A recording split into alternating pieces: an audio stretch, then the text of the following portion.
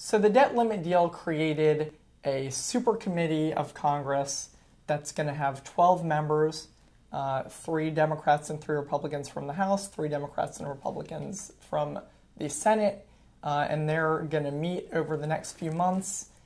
They have to have a vote, I guess, in their committee and a recommendation out to the floor of Congress by the end of November. And they're really faced with an interesting task. They have to come up with a certain amount of savings, and if they don't, those decisions will be taken out of their hands and really Congress's hands and be made automatically. What are we looking at? Well, the first round of cuts that they did agree to right away was almost $1 trillion, but it was all on the discretionary spending side. And we know those in the debt limit deal.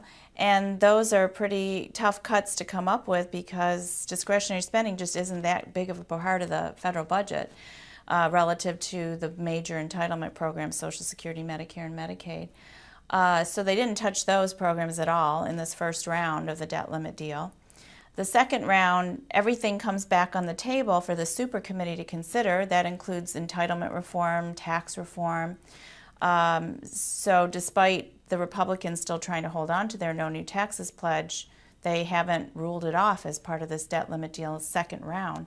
If they fail, though, if the super committee fails to come up with a majority recommendation that would be successfully voted on, approved by Congress by the end of December, then we're facing another round of largely discretionary spending cuts, this time bigger.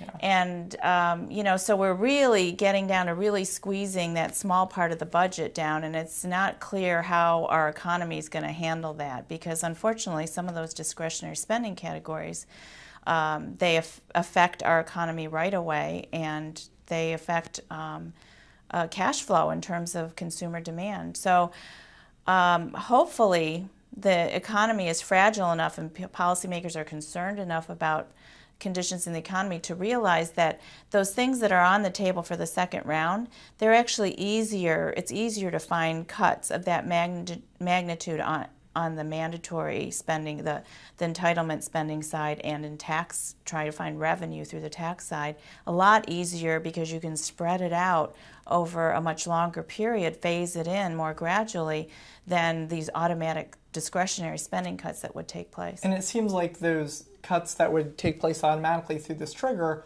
were specifically designed to be the worst case scenario for the parties at the table in the super committee. The idea is to really prod them to have some kind of agreement, and the agreement isn't even limited to the $1.2 to $1.5 trillion that they want the debt ceiling increased by.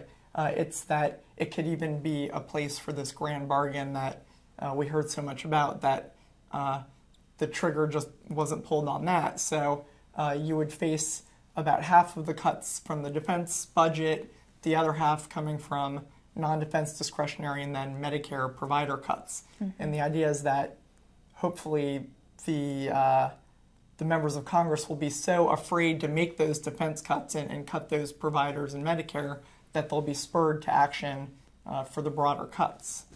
Right. I think a lot of the Democrats were upset that the trigger cuts don't include revenues again.